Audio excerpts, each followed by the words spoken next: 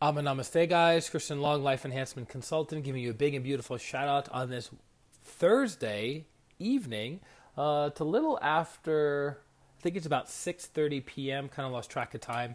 It's about 6:30 p.m. here in Denver, Colorado Mountain Time. And just jumping on real quick, doing the live streams that we do each and every day, rain, sleet, or shine. Finally got some LaCroix back in the fridge, which is super exciting. Always like my LaCroix. I did find out that, what is the, not Natural Grocers, Sprouts. Aye, namaste, Avani, namaste. Sprouts, which is they're not, I think they're like maybe Midwest to West Coast. Jerry, namaste, if I'm correct. They make better sparkling water than LaCroix does. So smaller brand, smaller name, great product. But I got this from King Supers, which is a local grocery store literally a mile from my house. So here we are. But jumping on real quick, as you guys know, we talk about energy healing, meditation, and practical spirituality on this beautiful, super sunny, amazing, phenomenal Thursday here in Denver. I spent about an hour and 15 minutes rollerblading around town. Felt great, felt amazing, felt alive. Kind of wasn't paying attention and pushed a guy, not physically, but maybe energetically, wasn't paying attention to him. And he was biking and kind of pushed him into the grass. And he was a little upset about that. I apologize. It wasn't intentional. It was just lack of awareness. Have you ever noticed that even lack of awareness can cause injury to people? Rocky, namaste. Think about that. Lack of awareness can cause injury to people. And here we are, right? So learning the lesson day by day, week by week, month by month, until eventually we learn the lesson and we move forward. But I'm sure he forgave me. Hopefully he'll forgive me. And he won't hold on to that irritability and anger. So there's a new book I started reading 2 days ago. And it's been a long time since I downloaded a new book on my Kindle. But all the traveling that I've been doing lately, I've had more time at the airport, more time on the plane, more time waiting for Ubers. So why not bust out a couple books, feed the mental body, and then bleed it into the emotional body, and then actually into the physical body by taking actions. So there was a book I had on my book list for a while called Atomic, Minnie, Namaste, Leanne, Namaste, called Atomic Habits. Atomic Habits by James Clear. And you ever notice when, Stephen, namaste, when you get on to, you start reading somebody or you start listening to somebody, maybe on a podcast or a YouTube video, Claire, namaste, and there's something about them that you resonate with and that you connect with. So right off the bat, the first few pages of this book, Atomic Habits, I connected to the energy of James, and I liked what he had to say and how he had to say it. And I've been fascinated with habits for a long time. I started reading the book, The Power of Habits. The Power of Habits. And I read that. It's by Charles Duhigg. And I read that book about 6, almost 7 years ago. And that book transformed my life. One of the best books I've ever read. And funny enough, that book, unknowingly at the time, got me off of sugar. Who knew? I mean, when I say got me off of sugar, I still have sugar in my day-to-day diet, but I would consume sugar in the morning for breakfast, in between breakfast and lunch, then in lunch, in between lunch and dinner, and then with dinner, and then maybe something even after dinner. So I was consuming a tremendous amount of sugar that was not good for my brain, not good for my emotions, not good for my ability to think and process and my memory, right? It was just not good. So I reduced my sugar intake from that book by about 80%. So super grateful for the author, Charles Duhigg, Power of Habit. I've recommended that book to many, many people over the years. And so I've been fascinated with habits. And I also looked into B.J. Fogg. He's a professor at Stanford that deals, he's basically a professor at the Creativity Lab that deals with habit formation. How do we form a habit? How do we break a habit? How do we replace a habit? So he's basically studied habits extensively for the past 15 years. And so can you always learn more information? Can you always learn nuances or even completely new nuggets to a subject that seems as simple as habits, which Actually, creating a habit, there's different ways of creating. You can get rid of old habits, you can create new habits, you can change existing habits. So it's a different methodology for each one of those things. So this book, Atomic Habits, I go, got a lot of good reviews on Amazon. I've never heard of this author, James Clear, before. Maybe he has something interesting to say. So I downloaded the sample onto my Kindle, started reading the sample, really liked what I read, and I thought, you know what? Let's download the book. It was, I don't know, $11 or something, right? I have a lot of books on my Kindle. So I'm reading the book, and he comes to a part, I think I'm in chapter 2 now, so I haven't finished reading the book, but I want to plant the seed with you guys. For any of you who have studied habit formation before, this was actually a very interesting viewpoint. And he said, you have 3 circles, a little circle, a slightly bigger circle, and then a bigger circle. And the outer circle is your outcome, or the result that you're seeking, right? Of why you're starting a habit, right? To lose weight, to win a competition, to find the love of your life, whatever, right? It's the result that you want. Then within the center circle, you have the systems that you put in place to get the result. So your gym schedule, your eating schedule would get you to the result of losing the weight. Going on to Match, going on to Tinder, maybe not Tinder, but the systems you use to get to the result. And then the last one, the center circle, the most important circle, which I've never thought about in the way that he writes about it in the book, is your identity. Now think about that. Your identity. So he says, if your identity is not congruent with your outcome, no matter what the outcome is, you're not going to achieve it. Meaning, so let's say you want to lose weight, and you found the best way of losing weight is running, right? So the goal is losing weight. The outcome is losing weight. The system that you're using to lose the weight is running, right? Instead of using elliptical, instead of swimming, instead of bicycling, you've chose running, right? And then you go to the identity, and in your identity, you are not a runner. Are you going to be able to sustain the habit of following that system and producing the outcome of losing weight through running? Most likely not, because you identify with not being a runner. Interesting, right? And so he gives several more examples in the book about how our identity drives everything that we're doing. James, Atma Namaste. Does that make sense?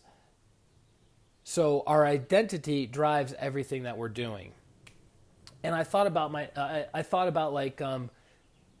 that's why he talks about when most people set a goal, once they accomplish the goal, they go back into old, Dorina, Atma Namaste, they go back into old patterns, right?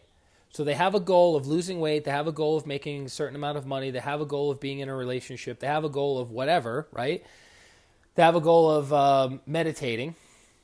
And then once they accomplish the goal, then they stop those actions. Why? Because their identity at the core is not congruent with the outcome.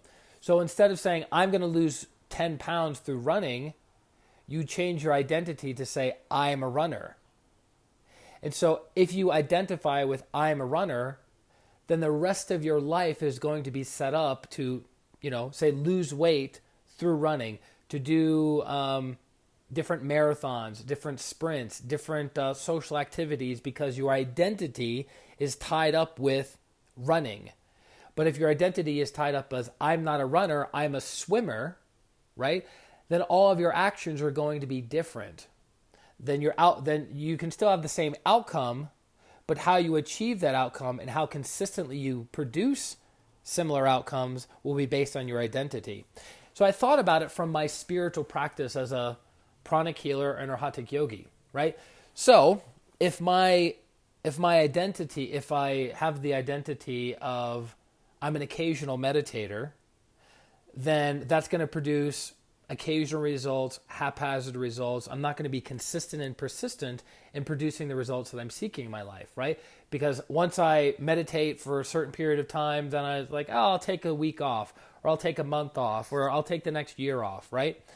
But if my identity is I'm an Arhatic yogi, or if my identity is I'm an advanced practitioner, or my identity is I'm in the process of sainthood, right? Really big picture. Bear with me on this one. Big picture thinking, then everything I do, my identity is tied into that, and it will be congruent. So even though I meditate every single day for 30 days, if my identity is that of a person who is practicing sainthood or trying to become a saint in one incarnation, then even though I practice good things for 30 days, I'm going to keep going for 30 more days, and then for 30 more days, and then for a year, and then a decade, and then a lifetime, right? Because my identity is tied to doing that as a practice, not as just a one-time thing. So I hope this is making sense. This is my first time explaining it aloud. So I hope it's clear. I hope it makes sense. So again, you have 3 circles. The outer circle is your outcome that you seek, whatever your outcome is. The inner circle is the system that you use to achieve that outcome. But at the core of the 3rd circle is your identity. So you have to get your identity clear and straight in order to consistently and persistently produce the right results that you need, want, and desire in your life. So if you identify as a person who occasionally works out, Scott, Abba Namaste, if you identify yourself as a person who occasionally works out, then that's how you're going to show up. But if you identify yourself as a lifelong a person who's dedicated to lifelong fitness, you are going to show up much differently with your exercise, with your sleep, and your nutrition habits. But if you're like, I'm just messing around with bodybuilding, then you're going to train really hard for a short period of time. You're going to eat really well for a short period of time. And then once you become that bodybuilder, or once you accomplish that goal of competing, winning 3rd place, 2nd place, 1st place, whatever it is, then you're just going to revert back to the old way of being. Why? Because you haven't changed your identity. And combining what James Clear is talking about in the book, Atomic Habits, with what I've learned from Anthony Robbins, basing it on belief and basing it on your identity, it makes a lot of sense why we do what we do and why we don't do what we do. Because if our identity is such, everything that we think, we say, and we do are going to be in alignment with that identity. If not, we're going to have cognitive dissonance, and we're going to have to do something to remedy that cognitive dissonance. So then we start making up excuses, justifications, rationalizations, because we want to be congruent with our identity. So meaning, if my identity is a saint in the making, as an Arhatic yogi, as an Arhatic yoga practitioner, if my identity is a saint in the making, and I do something that is out of alignment or not congruent with that of a saint in the making, then I could start coming up with all these reasons and excuses like, oh, well, I'm still in the process of growing and evolving. I'm still making mistakes, which is true, but I could use that as a crutch in order to protect the ego, in order to remedy the cognitive dissonance. So this is a whole other conversation about self-honesty, lack of self-delusion, etc. A friend of mine is actually in Brazil right now, and she was asking me, I think before she meets up with a pranic healing group, she was asking me about John of God. And I found this out 3 weeks ago, and I said, you're probably not going to find John of God in Brazil or where you're looking right now, because he's in jail. He's in jail. So for some of you may know the spiritual healer, spiritual practitioner, John of God, who would do psychic surgeries on people in Brazil. People would fly in from all over the world and wait days just to meet up with him. And he would do psychic surgeries for 10, 15 hours a day straight for years on end. Oprah went down and saw him in all these things. And then there was, there was a fall, a fall in his life. So you can read it, go to Google, type in John of God, read the story. And again, people go, well, another spiritual teacher has fallen or another advanced healer has fallen. But if you understand how energy works, if you understand how karma works, if you understand lessons of the soul, there's less judgment, less criticism, and there's more understanding, there's more compassion, there's more appreciation. And again, we're all in the process of growing and evolving, and we all make mistakes. So, he just happened to get too much energy for too long of a time without inner purification and character building, and those negative aspects within himself took over. Now, he's in his early 70s, and there's always time to heal, there's always time to forgive, there's always time to learn your lesson and move forward. But the older we get, the stronger the tendency is to just go with the flow of what we've been doing for most of our lives. So again, it goes back to awareness, understanding, flexibility, adaptability, etc. So I hope that makes sense for you guys. If I can assist you in your healing process, by all means, reach out to me at ChristianRLong.com. Actually, I'm going to say ChristianRLong.com. Click on the schedule a healing or schedule a consultation, whichever works for you at your time. What's the book again? It's called Atomic Habits. Atomic Habits by James Clear. Like clear vision. Atomic Habits. And hopefully you guys enjoy the book. I'd love any and all feedback about it. I'm only like 2 or 3 chapters into it, so I'm not an expert in it. I don't claim to be an expert in it, but I have studied habit formation. I've done it in my own life to transform my life. I've used it in the lives of clients, but you can always learn more. As Grandmaster Cho Koksui says, the teacher is a perpetual student. Just when you think you've learned it all, just when you think you know it all, you're dead in the water, because you don't. There's always more to learn. There's always greater expansion to be had. So that's it, guys. Let me know how I can assist you on your spiritual path, your healing path. I look forward to serving you the best that I can.